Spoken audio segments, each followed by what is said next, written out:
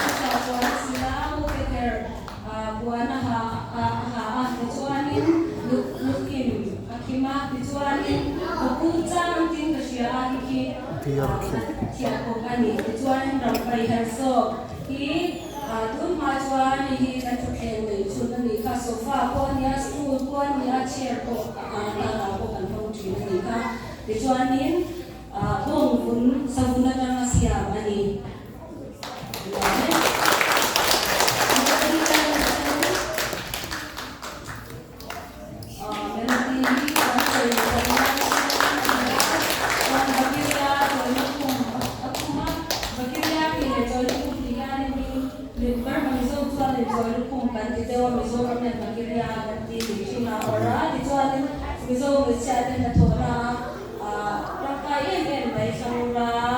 Kanrai bu thapnan ten ni bu kwa leya athap thiang me mo bu thapnan ten tan ma ni chuan in da ai le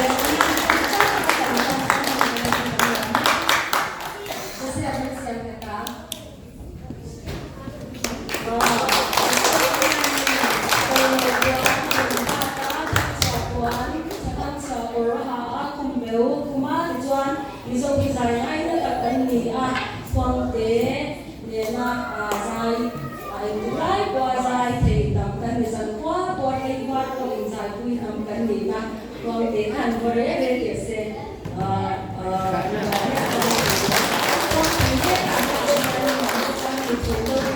se pa kwang te khan te lo pe ko tu min kwang kui ri te ka lo ngai sa ro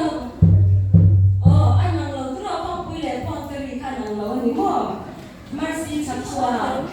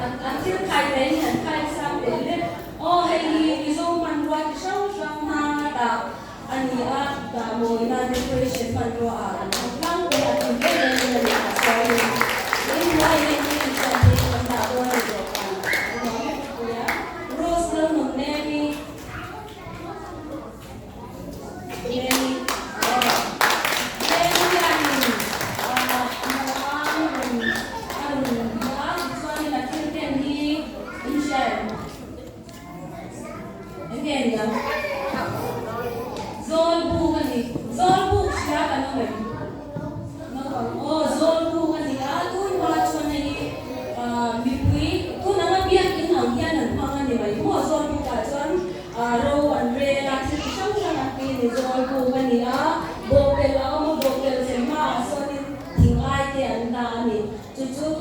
Mizo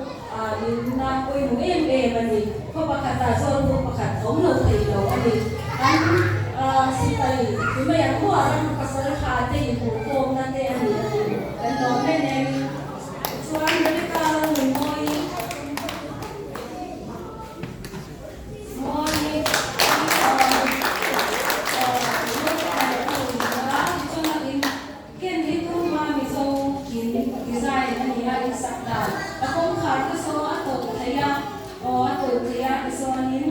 Ichuanin beranda son seki om seki om ma pasal thai ma ni ya ni apa ta nok ta kan ichuanin sim ke om ma ichuanin ai ke om ni ichuan te kan yen da na yen beranda hi zau ko mai beranda hi tu ma pi le pu lai chon beranda zau ko ta ki ai sang da ni tu na ma ko chen ka chuan ni kan zo yen beranda ho ki ni kan ngai lai mo no me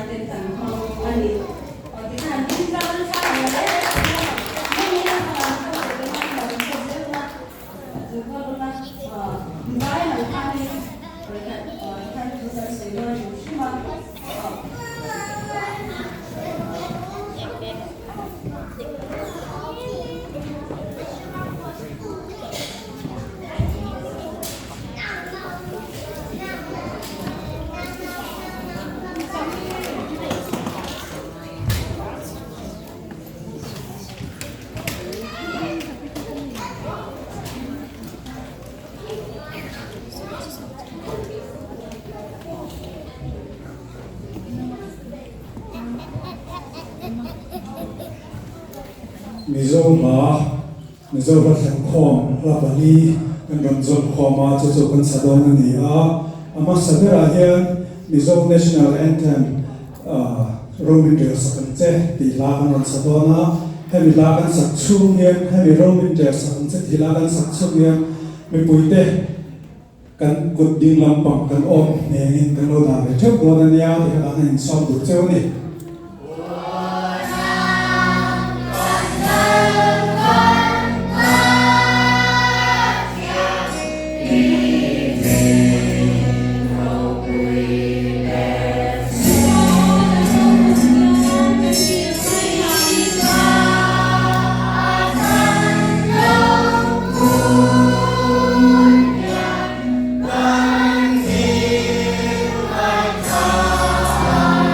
Yeah.